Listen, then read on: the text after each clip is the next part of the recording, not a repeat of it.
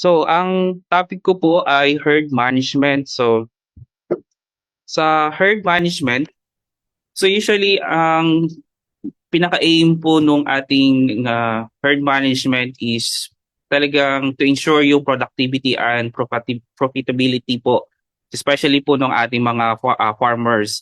So, kasi mostly ang ating mga farmers ay iilan lang ang kalabaw o gatas ng kalabaw sa kanilang ah, inaalagaan. So we want them to be more productive as much as possible, as also to increase yung economic status no uh, ating yung livelihood po natin. So may sinasabi po kasi sa amin dito na ang today's cows is tomorrow's cow. Kasi kapag maganda po ang ating pangangalaga sa farm, yeah, so maganda ang ating management sa mga buntis nating kalabaw at maganda din ang magiging anak nito. Ito rin po yung magiging future po nating herd or stock sa ating farm. So sa ating topic, so we want this na lahat po ng ating magiging management ay may impact towards doon sa kita or livelihood po ng ating farmers. So yung outline po ng ating lecture medyo po mahaba po ito. So eight management po. So hopefully hindi po kayo ma-bored and may mag-tune in po kayo lagi. So I will start from the management of the pregnant cow. So ito po kasi ang pinaka-importante na ma, matutunan natin since na mayroon po tayong unang lecture about AI. So paano mabuntis yung ating kalabaw. So after po nito, ito po yung ating magiging management. So I will start with the last trimester kasi usually management ng pregnant cow ay hindi ganun ay pinaka-importante sa huling mga buwan ng pagbubuntis. So yung parturition or calving is a process of giving birth to a young calf. So in Bacolod, it occurs during terminal stations, usually about 312. So ito yung, syempre may mga um, early na nanganganak at may mga late nanganganak but usually 295 to 320 days po ang ating gestation period. So sabi po dun sa unang video kanina bago tayo mag-start, so may mga cap management po tayong na kailangan gawin. So it start as early 2 months before the expected delivery. So hindi pa siya pinapanganak. So ito yung nasa last trimester po ng pagbubuntis ng ating kalabaw. So this is follow the management of the cow during the calving hanggang sa siya ay mag-anak, and yung pag-aalaga doon sa inahin at sa bagong panganak ay napaka-importante. So ito yung mga tips to remember in managing cow for near calving o yung malapit na po manganak. So importante po na natutunan po natin doon sa huling webinar yung record keeping. So dapat alam po natin kung kailan siya manganganak. So paano pa natin siya malalaman kung kailan siya manganganak? So dapat yung record po ng AI AI ng inyong kalabaw ay alam nyo. Kasi doon natin magsisimula ang pagbibilang. So, pag nagbilang po natin kung kailan siya na AI, so mayroon po tayong nung first, doon sa ating first lecture na after 1 month, pwede kasi natin malalaman kung buntis na siya. So, ma-verify natin na ang akalabaw natin ay buntis after 30 days post-AI. Kaya kailangan po natin na mag-record keeping. Pangalawa, ah ang pagko-confirm ng pregnancy, pwede nating gumamit ng rectal palpation. Usually ito yung ginagamit talaga natin sa field. But in some farm, meron po silang mga technology like pregnancy diagnosis ng gumagamit po ng ultrasound. So pwede natin pong gamitin yan. Pero dito sa PCC, kung kayo po ay lagi pong nanonood ng aming webinar, mayroon pong lecture before na as early as 25 days kaya na po na ma-detect kung siya ay buntis after ng AI. At mahalaga din po na lagi po natin siyang i-record para malaman natin kung kailan at kailan siya manganganak.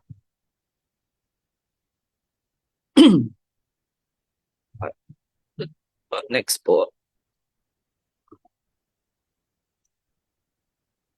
Okay. So pangalawa, so pag nalaman na natin pag ang ating kalabaw ay malapit na manganak, ito ay sineseparate po natin siya para mas madali po ito na ma-monitor. Kasi may mga kalabaw po tayo na hindi o may mga mamasiselan tayong mga kalabaw. So may mga management po tayong i-consider pag malapit siya manganak. Kasi minsan yung iba pong kalabaw po natin ay nagpa-manifest na siya mag-prolapse. So yun yung mga isa sa mga reason kung bakit kailangan natin siyang i-separate. Pangalawa, kung nasa herd kasi siya, kapag nanganak doon, possible na yung anak ay maapakan ng mga ibang kalabaw. Ang iba pa ay yung hindi natin alam kung sino ang mga nanganak doon sa herd o doon sa pen, lalo kapag marami. Dito po sa farm, may mga nanganganak na in one pen nasa 20 sila. Lahat 'yon may buntis. At hindi natin alam kung sino ang mga na sino doon ang mga nanganak. So may mga paraan po tayo kung paano natin confirm kung sino ang nanay. But to make sure na ang management natin ay mapadali, kailangan natin siyang i-separate before siya manganak. Pangatlo is to check yung calv presentation. So ito yung isa sa mga importante na alam natin kung ano yung presentation ng calves kasi minsan yung may tinatawag po tayong dystocia. So ito yung malpositioning ng calves bago siya manganak. So hindi siya naaayon doon sa position para bago siya manganak. So dapat ang position niya ay parang siyang paano ba yun? Ah, na umaambang nagsiswim. So, ganito po position niya. So, pag hindi po ganito ang position ng kalabaw, usually yung nagbabara at hihirapan po yung inahin. So, kailangan po ng assistance doon pag ganun ang yung nangyari. So, pero pwede naman po siyang, pag na-check po natin na mas maaga, pwede po natin siyang i-manipulate yung position using direct vaginal palpation or pwede din naman po sa rectal palpation siyang gagamitin. So, nabanggit din po kanina doon sa unang video na kailangan nating i-deworm yung ating kalabaw. So, ito yung para maiwasan yung pag-transfer ng mga bulating meron sa nanay. Kasi may mga bulati po tayo kasing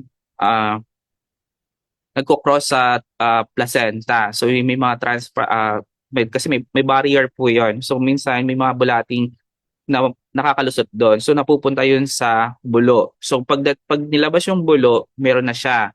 Kaya bago po natin siyang makalabas, pupurgahin natin yung inahin at para pati yung bulo ay napurga din. So sumunod ay magbigay po tayo ng beddings. So common ito sa behavior ng kalabaw na pag bagong manganak ay uh, gumagawa ng beddings. Ito yung preparations niya para sa pagpanganganak.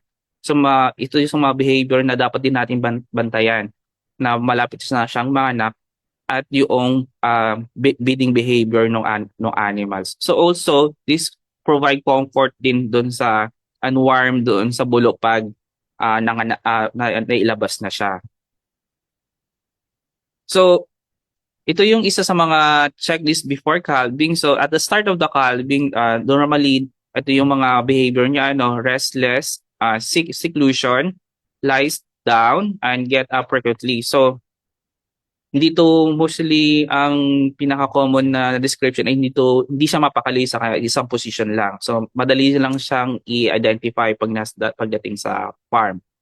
And also attempt to urinate more often and it start to delivering. So usually para siyang ihi ng ihi and then papakali and then lilipat siya sa isang lugar and then magla-lie down siya and then tatayo ulit. So usually ito yung mga behavioral signs niya. So nabanggit ko kanina na ito yung mga checklist before. So provide the cow with a suitable environment kaya kailangan natin siyang i-separate. Bibigyan natin siya ng hygienic place for delivery also. Ito yung paglalagay ng mga beddings. Usually pag sa kahit na pag ranch type kasi usually ang kalabaw pag nanganganak sineseparate niya sarili niya sa herd. itatago niya kasi yan. That's a maternal behavior para dun sa mga, kasi ano yun itatago niya sa mga predator. So usually hindi natin nakikita. So pag nasa farm naman, so meron tayong lalo kapag mga confined, so isa-separate lang natin siya and then let the cow mag-deliver. Wag natin siya istorbohin. So and also prepare all supplies materials for such as veterinary kits kasi may mga kalabaw po tayong nagpo-prolapse. And also may mga ibang kalabaw na lalo kapag first time ay nire-reject na yung nanay. So kailangan natin siyang bantayan. And lalo kapag nagpo-prolapse kasi kailangan talaga natin siyang i-correct after mga anak.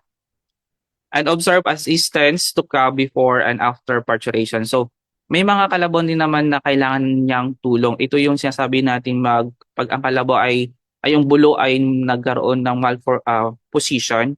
So kailangan natin siyang i-assist. And also may mga tinatawag naming tamad na inahin para or ayaw umire. So kailangan nating assistance para siya ilabas yung bulo. Kung hindi, para sila mga nganib. So usually mostly mamamatay yung bulo and then kung hindi mailabas ng magkakaroon ng toxemic shock yung nanay. So management of parturient cows. So parturient is the calving is the process of giving birth so of the young calves. So in buffaloes, nasabi ko no kanina sa first slides ko, and same behavioral. So ito yung mga other behavioral and physiological changes pag malapit ng mga anak. So relaxations ng field beat and perineum region, enlarged nung other no. So normal na mamaga pero pag malapit ng mga anak, ang tawag sa amin ay yung parang siyang kumikinang, shining na yung other no nung kalabaw. Swelling of vulva, magkaiba po ito dun sa swelling ng vulva and clear mucus discharge sa naglalandi ano. So at least ito confirm na natin siyang buntis. So hindi ito pwedeng i-misinterpret as parang naglalandi yung kalabaw natin. Then frequent urination and restlessness, sabi ko kanina, seeking a quiet place to give birth and soft and water pieces and padding are really one of the problems. So usually uh, hindi ito kumakain. So usually tubig-tubig lang. So kaya ang mga tae nito pag malapit mga anak ay watery talaga siya.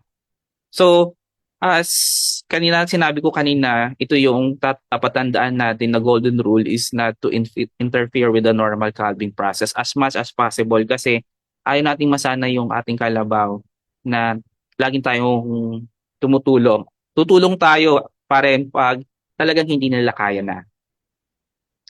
So, mayroon po tayong 3 stages ng parturition, no? Is first stage yung delay yung ano ng pelvis lumalaki nagdi-dilate yung ating cervix niya pala. And then pangalawa, expulsion of fetus and third is the expulsion of the placenta. So isa-isahin natin. So sa dilatation ng cervix, makikita natin na uh, kung very familiar kayo sa anyong animals, yung pelvic niya ay bigla siyang bababa. So ibig sabihin nagdi-dilate yung ating cervix. So usually pag nag-dilate yon, makikita na natin na may lalabas na bag. And then susunod po nito, itong stage na to ay yung first stage nito ay medyo matagal sa una, mga aabot nitong 1 oras. Kasi ito yung una natin nakikita kahit na nakahiga, tatayo, ihiga, tatayo. Ito yung lumalabas na una. So pag lumabas na to, after nyan ay lalabas na po yung expulsion ng fetus. Ito yung pinakamabilis. Mabilis lang ito. And then, ang third stage natin ay yung expulsion ng placenta. So, pag nailabas na niyo yung anak, syempre may makakapit yung placenta pa rin. So, may ilang oras lang tayong dapat bantayan. Dapat mailabas niyo to. Usually sa farm, dapat 24 hours mailabas niya na to. Kung hindi, i-assess natin siya. Paano paano natin siya i-assess? Usually naglalagay kami ng pabigat. Hindi siya pwedeng hilahin.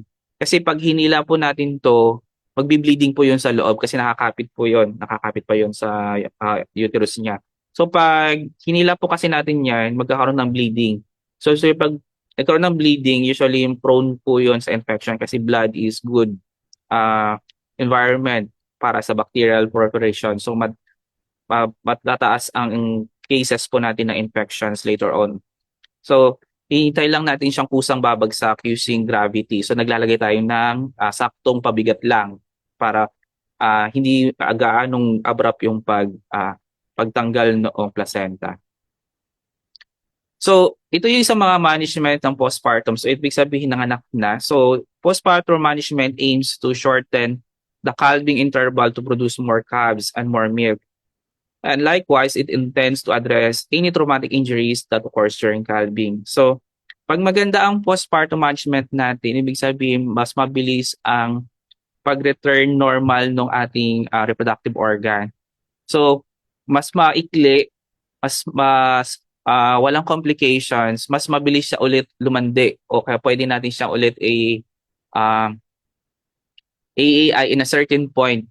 So, kung I think na discuss to ng nung lecture dun nung ni Doc Duran na pag natapos siyang manganak in 30 days dapat expected 30 to 45 days dapat nakabalik na sa normal yung ating reproductive organ. And dapat after nun, dapat mag-show na siya ng paglalandi.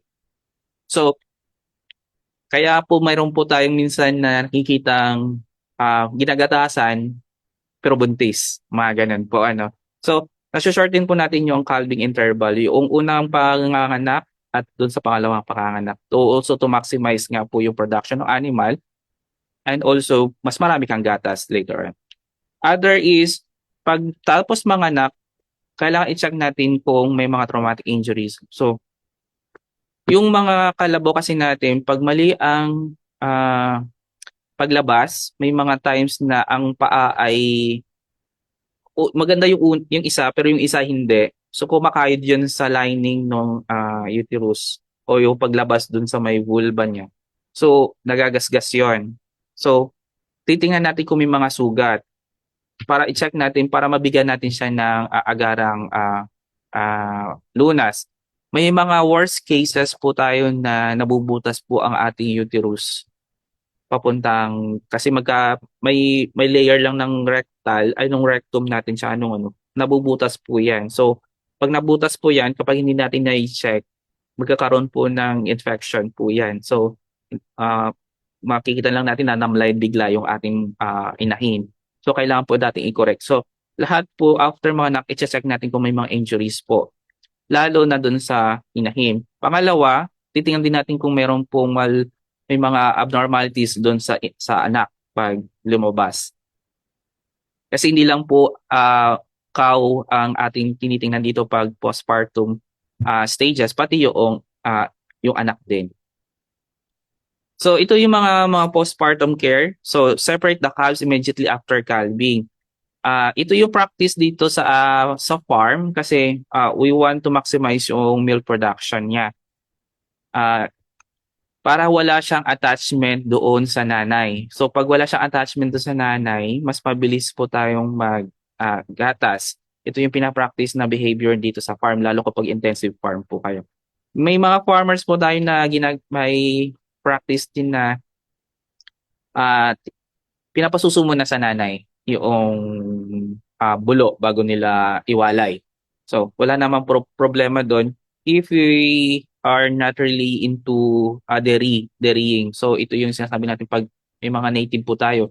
Usually doon natin pero as sa PCCA na ang ating pinakaunang ang goal kasi natin is for milking. So we want to maximize yung milk ng kalabaw.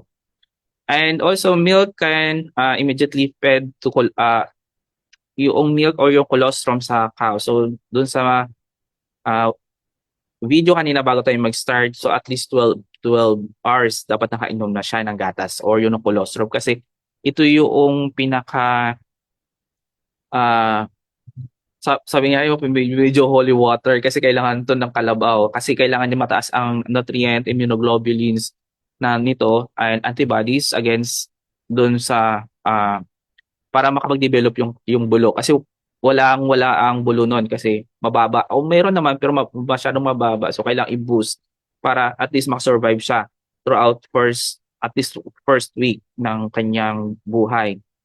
And do not allow the cow to eat the placenta. So, in natural calving talaga kinakain to ng mga kalabaw kasi ito yung nature talaga nila na they want na walang natitirang strays pag nanganak kasi it attracts predator na sa wild. Pero dito sa atin, di natin siya pinapractice kasi may mga health conditions tayong iniiwasan. Kasi minsan, may mga cases po tayo na hindi natin alam na yung kalabaw po natin infected with some diseases na pwede niyang i-take. So, tuloy-tuloy lang infection. And also, may mga chance na hindi siya maganda doon sa uh, digestions ng animal. So, mayroon discomfort mostly. But as much as we want the practice is hindi dapat siya ipakain. Tapos, flush the uterus of the cow using less than 5% iodine solutions. So, ito yung ginagawa na lang po namin ito once na may nakita po tayong retained placenta. So, yung retained placenta, ibig sabihin lumabas na, akala natin lumabas na yung lahat. Minsan may naiiwan po, So, kapag marami pong naiiwan, makikita po natin after 3 to 5 days, mayroon pong nangangamoy sa puweta nung ari ng kalabaw. So, and then pag check po natin, parang may nakikita tayong mga white. Usually, ang tawag nila doon nana. So, kailangan natin siyang i-flush. But in some cases, pag maganda ang pagpanganganak ng kalabaw, hindi naman natin kailangan ito ng i-flush ng 5% iodine. So, that's why we want to check after mga 10 days or 5 to 10 days nung kalabaw. Kailangan nating ipalpig o i-check natin kung merong pang natira. Pag may natira, may i-flush. Kapag wala, let it be. So, kasi kayang-kaya, ibig sabihin kayang-kaya nung katawan ng kalabaw na i-neutralize o i-manage yung kanyang doon after siyang mga anak kasi may mga changes, hormonal changes. So check any injuries to the reproductive organ, nasabi po natin yan kanina, and observe any problems of teats others before milking. So may mga kalabaw po kasi tayo na may nasusugat. So pag may nasugat po ang teats ng kalabaw, may hirapan tayong maggatas. So, iiwasan po natin as much as possible. Pero kailangan pa rin natin siyang gatasan kasi it will clog yung gatas doon sa teats nun and masakit yun pag hindi na nakapagpalabas ng gatas. Check the dam, it has a milk. So, titingnan natin yan. Usually, pag malapit naman siyang manganak, makikita natin nag-uuso yung gatas. Tsaka madali lang na lang yan sa i-check. And provide free access to feeds and water. Siyempre, stress na stress yung kalabaw. So, we want to replenish yung energy ng kalabaw after manganak. So, we give feeds and water or any pagkain para replenish yung energy na after manganak.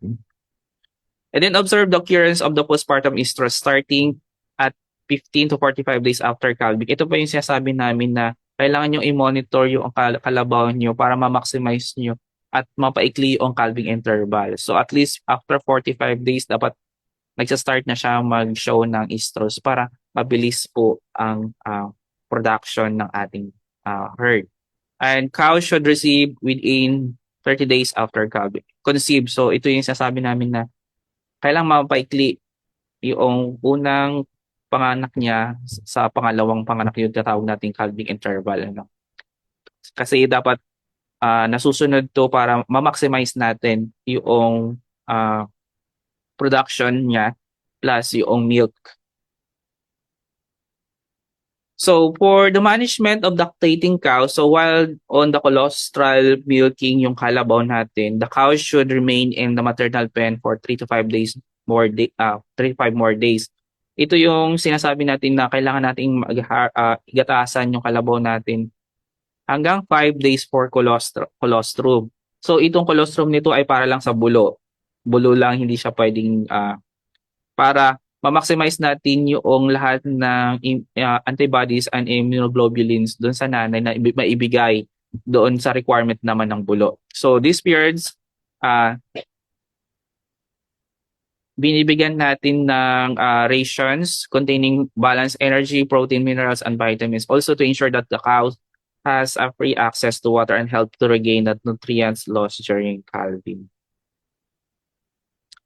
So what are those management practice? So within 3 hours after calving, extract the colostrum manually from the cow. So mostly ang practice kasi natin lalo sa maliliit lang ay manual. So hand milking. But ito sa farm, pag kasi ang dami naming nanganganak in a day, so usually gumagamit na kami ng portable milking machine. So sensory check for the quality of the colostrum. So kailangan natin i-check kung mabaho. Hindi naman kailangang tikman as much as possible and the textures noong colostrum. Kasi baka minsan kasi yung iba, ang colostrum, unang gatas niya ay patubig, may amoy. So usually dinidiscard namin siya. So and after colostrum feedings, transfer the cow to lactating herd. So after 5 days, ilipat na natin siya dun sa group ng kinagatasan. So ang cow dito ng pinapractice sa farm usually 2 a day and also want this practice sa farmer level kasi to maximize nga yung gatas, production ng gatas. And kasi minsan may mga farm naman talaga, so pinipili ay once a day lang ang practice. So group of lactating cows based on stage of lactation. So ito pag ang herd nyo ay nasa 400 up, so mostly dapat nakahiwalay sila per stage kasi mas madali ang monitoring ng mga lactating animals. Also feed the cows constantly based on the daily productions and milk quality. So nagbibigay po kami ng treats, extra bonus na pagkain sa mga kalabaw na mataas magbigay ng gatas. So pag natapos na nating i-check yung ating cows na nanganak, so we want to check also the calf na pinanganak. So this is the calf management immediately after calving. So ito yung mga ating dapat gawin. So una, pag nailabas na yung cow o yung bulo, usually ang nanay ay siya yung naglilinis. So wala namang problema po doon. But may mga cows po kasi tayo na talagang yung sasabing may rejection. And also, pag first time lalo. So, may mga hindi na nalilinis yung bulo after siya manganak. So, kailangan natin i-assist tong mga to. So, ito yung mga una natin i-check. Tatanggalin po natin yung mga mucus na nakaklogs doon sa nostrils. Also, remove the placenta na nasa palibot ng ulo or buong katawan. Minsan buo pa. Pero mostly din sa ulo at katawan lang naman to. And then, pero ang pinaka-importante, check muna natin kung buhay o patay pag nilabas. Importante yan. And then, yun nga sabi namin, let the dam licks the calves. Or kasi para at least meron silang moment before natin tanggalin. And also transfer the calves to a dry and clean individual. Kasi ito yung pinapractice dito sa farm na zero weaning. So after mga anak, talagang hinihiwalay na siya agad. But the leaking itself is normal to kasi pag nakita na namin yung bulo, kahit na paglabas kasi ng bagsak ng bulo, nililik agad yan ng nanay. So at least meron sila mother and calves tawag doon instinct na. But we refrain from yung bulo ay magsuso sa nanay kasi sa intensive farming mahirapan yung tao natin na magpagatas lalo kapag nasana yung bulo na dumede sa nanay. So after nyan, i-check natin yung navel cord. So ang practice dito sa farm ay tinatalian 2 inches from the calf's abdomen and cut it at 1 inch below the thigh. So also gagamit tayo ng medyo matapang-tapang na iodine para mabilis po mag-dry and also to iwasan yung infection sa ating navel cord. So Sunod natin is to fill up the individual animal record. Ito ay nabanggit na nung Friday nating lecture sa good management in record keeping. So kailangan i-fill up natin tong mga informations na to. To fill up, kailangan natin yung ID number ng so may mga ID system naman na tayo sa farm. So lagyan natin ID number, kung ano yung sex ng animal, date kung kailan siya pinanganak, nanay ng tatay. So birth weight and body measurement. So importante po ito sa amin as we trace po yung pedigree ng animals. So importante po ito. So napaliwanag naman po ito nung Friday, nung hapon ni Dr. Esther Flores. And put the proper identification of the calves as air tag. So ang air tagging or pag-a-assign po ng identification ay nasa sa inyong management farm kung paano ang numbering coding po kung ano ang lalagay nyo sa air tag. As dito sa farm, meron po kami sinusunod. And also, ito yun din po yung isang yung isa naming tawag po nito ay yung pagbibigay sana ng uniform, hindi naman uniform, unique code per provinces. So ito rin po yung way po namin na mas madaling malaman kung ang kalabaw mo ay galing ng Mindanao or galing ng Luzon. So may mga provinces code na po kaming binibigay sa lahat po ng aming regional centers, assisted cooperatives, and institutional herd. And then, importante po yung colostrum feeding po sa bulo. So, colostrum is the vital for newborn calves. So, nasabi ko po kanina na mataas ang sa immunoglobulins, lalo na IgG, as this is good, mataas sa antibodies. And the calves needs to receive this shortly after birth. Kasi may mga studies po tayo na kapag sumubra o lumagpas ng 12 hours po ang ating bulo at hindi nakainom ng colostrum, mababa po ang response at bababa din po ang chance na mag-survive throughout the calves life. So as much as possible, ito yung practice po natin na dapat mabigay po ito ng mabigyan po ng colostrum. And so nasabi po natin dito na mataas ang risk niya sa mga diseases or illnesses resulting to, and also it results to poor growth. So mababansot po ito o mabagal po ang paglaki. So things to consider in colostrum feeding. So sinasabi po natin dito ay dapat quick as much as possible kasi may mga chance na mababa na rin ang kanyang absorption, sa gut absorption ng kalabaw. So dapat dito sa amin at least 6 to 8 hours dapat to ensure kasi ito yung pinaka-highest absorption rate ng IgG or antibodies. Quantity, so ang quantity po natin dito ay 200 grams. So IgG within 6 to 8 hours after birth. So ang binibigay po natin dito ay at least 10% ng body weight. Kaya after birth, kailangan siyang timbangin. Kasi para doon natin siya kukumpitin kung ilan ang ibibigay nating colostrum or milk after colostrum. And then quality, high quality colostrums will have high concentration, yung po sinabi natin IgG, and it will absorb more as much as possible. So ideally, yung 50 kg per liter. So tapos mababa dapat ang bacterial count. So usually ang bacterial count naman ay mababa talaga sa colostrum kasi madami sa antibodies. It also protect yung pagdami o minsan pinapatay pa nila. May mga antibacterial property ang colostrum. So to ensure that the IgG na kung meron po tayong sobra na colostrum, keep po natin yan, and then it should be fed sa calves na kailangan, pero kailangan natin i-needle at 39 degrees to ensure the optimum IgG absorption. So next po natin na stage is calf rearing na. So calf rearing aims to produce a strong, healthy, well-grown calves that will be continue to develop steadily after weaning. So mayroon po tayong 10 principles of good calving. So madami po ito.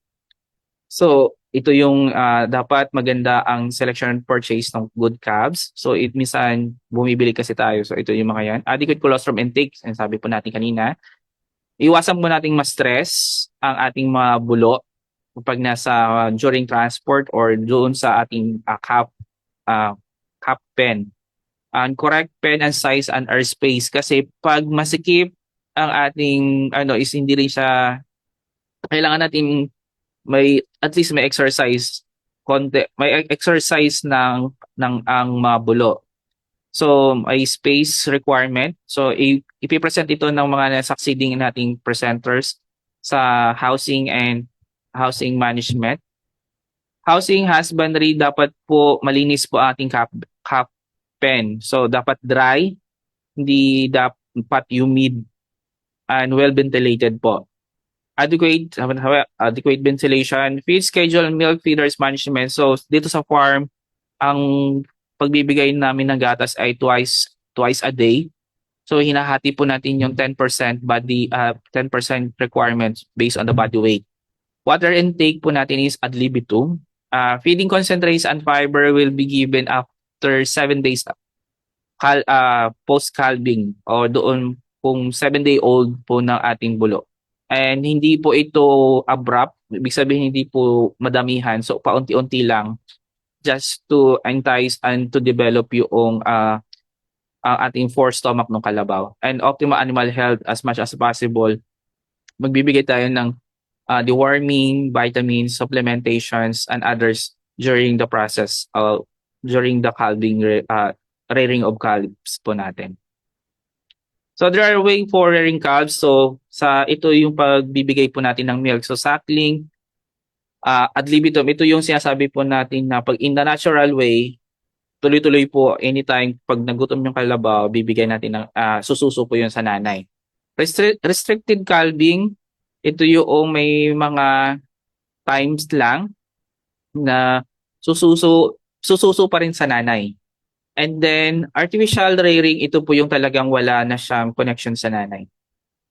So, nasabi ko na pa. Okay. So, suckling in the dam, so learns to encourage ang young interact with other calves and has enough space. So, ito yung wala tayong talagang nakatali lang po sila. So, and then, anytime na gusto nila sumuso, pupunta lang sila sa nanay. Ganun.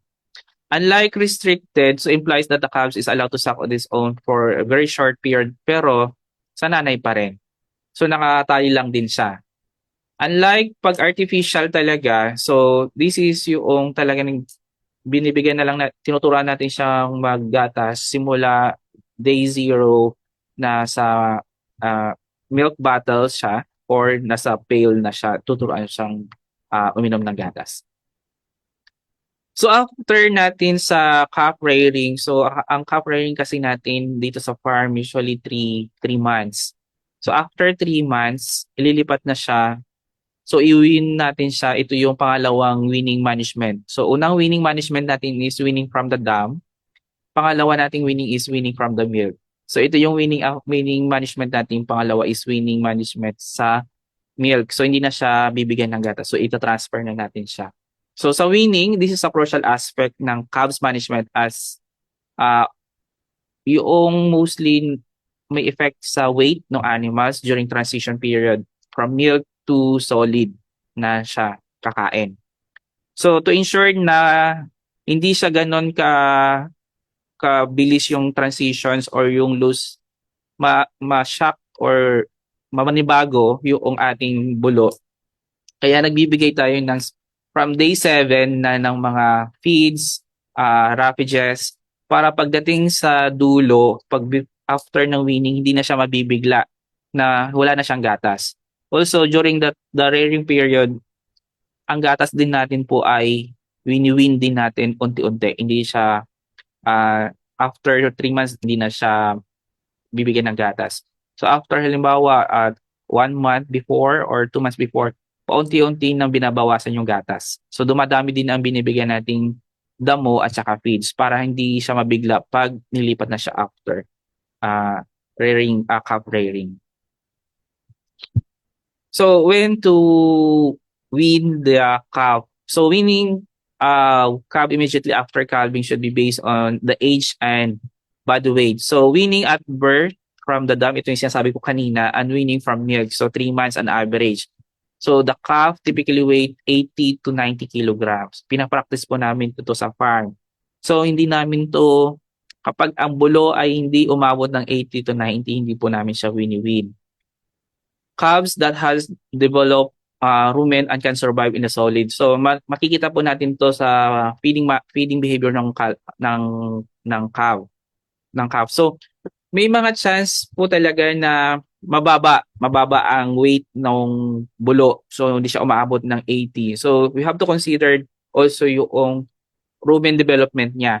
Ibig sabihin, kaya niya nang kumain ng solid kahit na below 80 or 90 kilogram na siya. Pero nasa age na siya ng 3 months. So we have to balance those criteria para hindi naman tayo magkakaproblema during the weaning period. So pointers in weaning, so gradually phase out yung milk, nasabi ko na kanina, from throughout yung stage ng calf rearing, and determine the forage and concentrate intakes. So the calf should be consuming 1 to 2 kilograms of concentrate per day, and determine the body conditions, body weight, conformations, health status of the calves, and weaning. So may mga bulo po talaga tayo na nahihirapang mag-transitions ng milk to solid. So gagabayan po natin yun mga yon. So may mga iilan po tayong ganyong mga bulo. So gagabayan, huwag natin siyang ibibiglang isasabay sa mga gusto nating i-win. And calves should properly receive ng health management practices. So yung health management practices naman po ng ating every stage ng animals will be discussed on Friday. Friday, I think.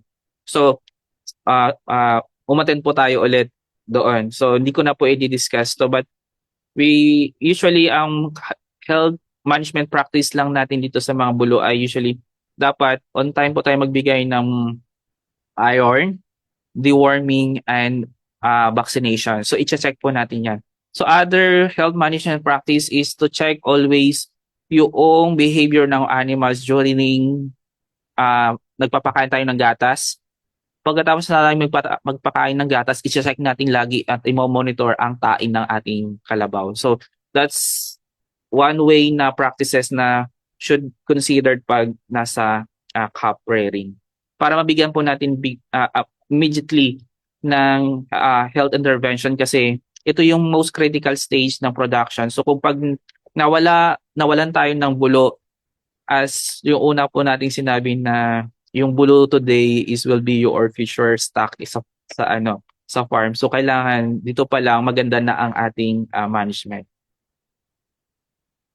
So after niyang ma-win, so ito yung future breeders po natin na ng herd. So and also consider our replacement genetic superior. So kaya sinasabi po namin dito sa farm, lalo dito sa farm, na hindi kami nagpapapasok basta-basta ng visitors o nagpapahawak ng mga bulo kasi ito yung magiging future nating breeders kasi pag nawala, so staggered, wala na naman tayong stock. So ubos na. Hindi mahirapan na maghihintay na naman tayo ng ibang next cycle. So yung time nasasayang.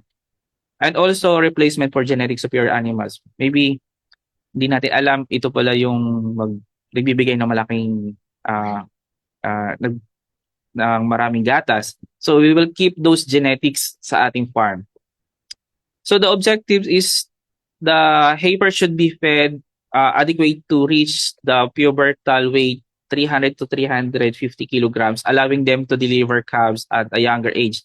So may mga consideration po tayo pagdating sa breeding ng heifer. So kahit na hindi siya umabot dun sa age na 27 to 42 but na-reach na yung 300 to 50 kilograms, sinasabing pwede na. But kailangan natin also i-check yung reproductive readiness ng animals. Dito sa farm, hindi na tayo gumagamit ng chinecheck. Ang chinecheck na lang pala dito natin ay yung ovary size.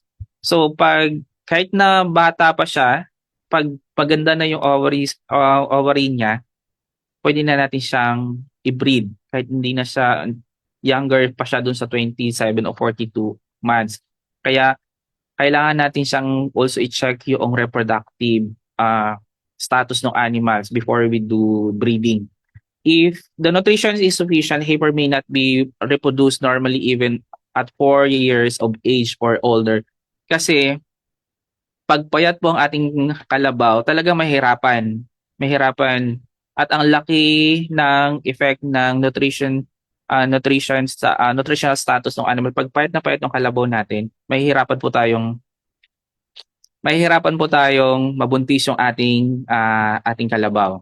Ito yung na-observe po namin noong kasagsagan ng pandemic. So nahirapan kami maghanap ng pagkain ng kalabaw.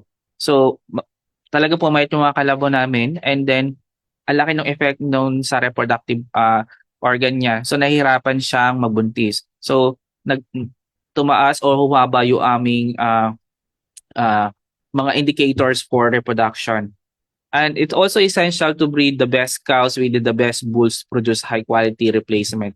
So, pag ang heifer po natin ay talagang namang kaya po una pala ay talagang tine-check natin yung pedigree, ano? Kaya tinitingnan natin yung records kung sino ang gagamitin nating similya or kung sinong bulls ang gagamitin natin para to breed yung ating heifer, para at least to keep yung quality ng genetics natin sa farm. So managing heifer to reach earlier sexual maturity. So calves to be raised as replacement heifer should come from the cow mated with the genetically superior bulls. So dito sa farm, meron po tayong breeding management. So yung breeding management po natin ay hindi kami pwedeng mag-decide kung sino ang similyang ibibigay kung AI or sinong bulls ang magbubulog or magbe-breed doon sa ating kalabaw. So sinusunod po natin to para maiwasan po kung anumang genetic effect pag halimbawa magkaka-related yung ating binibigay na o magkaka-related yung breeders po natin. So allow the growing heifer to interact with the male animals when it nears to pubertal age. So it also encourage this yung socialization ng animals. So kailangan natin siyempre as welfare din kasi ito ng animals na kailangan mag-interact with other opposite sex ng animals. But the heifer usually attain sexual maturity at age 16, so mas mababa ito compared to kanya sa 17. So however, breeding starts with the heifer at kailangan po nating i-reach ng 300 kilogram weight. So start observing the first estrus. So pagdating ng ganitong age, talagang naka-close monitor na sila. So identify na yung mga animals na to kung kailan sila, and then i-evaluate na ang kanilang reproductive organ. So ito yung mga practices natin sa farm na pag age ng 16 months na yung age ng kalabaw, i-undergo na sila ng reproductive evaluation. So based on sa evaluation na yon, tapos pasok yung age ng ang kilogram nila, we start yung breeding program. So mag-identify na kami ng kung sinong similyang gagamitin para for breeding. So important guides is pag nasa pregnant na, right after heifer is confirmed pregnant, segregate. So, yung sinabi natin kaninang pag buntis na yung kalabaw, kailangan natin i-segregate. And then, stage of gestation, monitor regularly the body condition. So, ang body conditions ay kailangan 3 to 4. So, kailangan maganda yung BCS scores. Fed with balanced diet and water. So, observe also the health conditions to avoid abortion and stillbirth. Kaya nga hinihiwalay natin ang mga buntis kasi para bibigyan po natin ng mas magandang environment kasi dapat hindi na sila nasi-stress dito and mabibigyan natin ng better nutrition requirement. And before that, pag na-okay na yung ating mga heifer nito, so kailangan kasi natin siyang i-check. So pag halimbawa, sabi ko kanina, pag na-AI na siya, na-record na natin, after 1 month, kailangan natin ipalpate. After 3 months, sina-check ulit namin ito. Kasi, may mga chances kasi na ang kalabaw ay hindi nagtutuloy. So may mga reasons behind bakit payat yung kalabaw, nagkaroon ng stress during gestation period. So ano yung mga stress? Mostly ang stress dito sa farm ay more environmental. So pag mataas, masyadong mainit, mataas ang aming calf loss or mayroong infection yung kalabaw. So we will consider those things. So kaya pag nalaman natin na nawala or hindi nagtuloy yung pagbubuntis, minsan kasi makikita na lang natin may nag-abort o stillbirth ang tawag. I-check natin agad ang health. So, we collect samples, send to laboratory to confirm kung ano. Pero habang hinihintay yung laboratory results, also we check yung condition ng animals. Nutritional, repro, bakit siya hindi nagtuloy. Para mabigyan natin ng tamang lunas yung ating mga buntis na kalabaw. So, next is, syempre, hindi lahat na pinapanganak ay babae. So, mayroon mga tayong mga lalaking pinapanganak. So, ito yung mga male na kailangan natin for future breeding. So, may sa farm, mayroon po tayong mga bulls na pinapanganak and then they will undergo rigorous selection.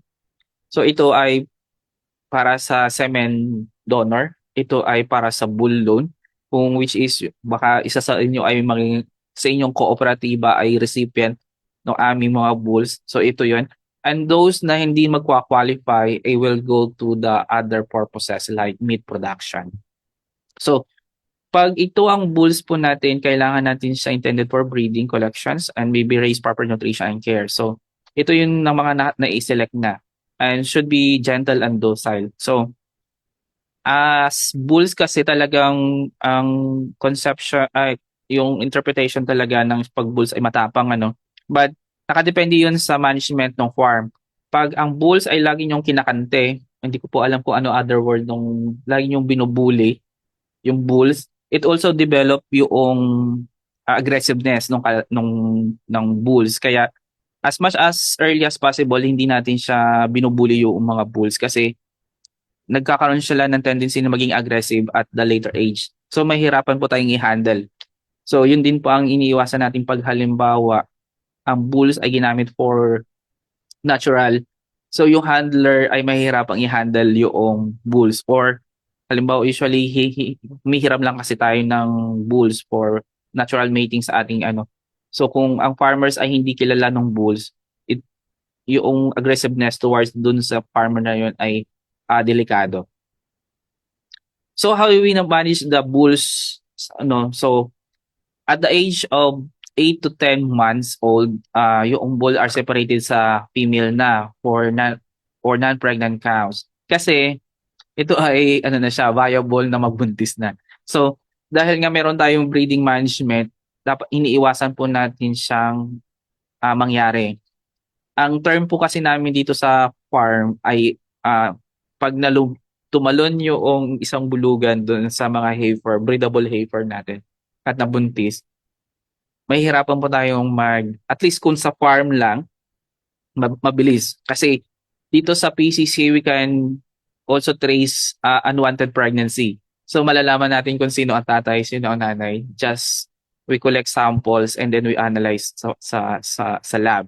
So kayo din po kung sa inyong lugar ay hindi nyo alam kung sino ang nanay ang tatay. So kung may dispute, we can help you na mag-identify kung sino ang nanay ang tatay lalo kapag natural po ang ginamit.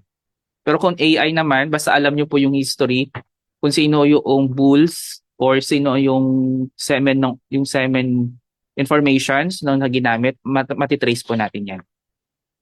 So also at the age of 2, regulate the rations to support 300 to 40. Kasi iniiwasan din kasi natin siyang masyadong malaki. Kasi pag halimbawa kung gagamitin natin siya sa natural mating, pag sumampa kasi yun sa mga, lalo sa heifer. Ang heifer kasi natin hindi naman ganong kalakihan. Mataas ang chance po natin na magkaroon ng injury. Hindi dun sa bulls but mostly dun sa ating mga breedable female.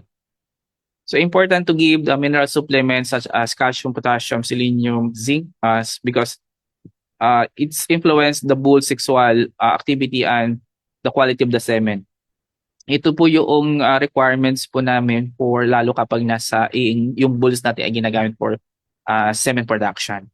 At the age 1 to 1.5 year old, the bulls will be kept on individual pen kasi dito na po yung nagsa-start ng territorial or the alpha, yung nag-ano na siya, nag-establish na siya ng alpha male doon sa herd. So, pag lahat sila alpha, mag-aaway yung mga yan. So, as much as possible, pag ito yun na yung ating kung marami tayong bulls, iniiwasan natin silang magsama. Kasi magkakaroon po tayo ng problema later or lalo sa mga injuries pag nag-away po sila. And eventually, mas mahirap pag namatay po yung ating bulls. And also to ensure physical fitness for breeding and semen. So, may isa po kaming mga observations dito na halimbawa, pag bulls na or ang pinanganak ay male, ang importante po dito sa amin ay chine-check yung paa. So, dapat maganda yung confirmation. So, at least, hindi ko alam kung na-discuss ito ng previous. But usually, ang ginagawa po dito ay dapat hindi pike kasi mataas ang chance na madulas. Dapat straight lang yung paa. May forms po kami. So, at least baka pwede nyo naman po hingiin yon ng assessment and examinations and ano ba yun? Ito yung ginagamit ng criteria for selection namin ng bulls. So, may mga trainings na po din naman dito na nag-undergo yung ibang taga-LGU, and I think maybe some of you will be interested. We will be coordinate with your LGU or sa PCC at our regional centers kung paano yung evaluation ng bulls. Para at least kung gusto nyo mag-evaluate yung bulls nyo later on, so at least meron po kayong guide. And also, they will also guide you, lalo na sa mga aming regional centers, na at least alam namin na may mga na-train naman po kami sa aming regional centers to guide you para doon sa evaluation ng bulls nyo. Kung maganda, and kasi may kasama doon na tinitingnan yung bahay ng bulugan nyo. Dapat flat, hindi siya kasi pag masyadong hilly, mahirapan kayo. Ay magkakaroon siya ng deformation. And also, importante doon ay yung itlog ng bulugan. So, meron po akong staff. I'm not really expert on bull evaluations, but meron akong staff na naggumagawa nun. So, they usually check first yung itlog, kung twisted, um, banana type, may mga ganon, may mga ganong criteria, and also yung stand. So, yung sabi kong piki, minsan kasi diretso isa pa, piki yung isa. So, iiwasan din natin. And also yung body confirmation. So, hindi pwedeng yung masyadong lumiliyad, mga nagliliyad. So, at least maganda yung likod ng ulo. So, may mga ganong criteria for evaluations. So, para maiwasan po natin yan, dapat maganda po yung ating housing facilities for that. Simula pa lang mula sa bulo hanggang sa ating farm.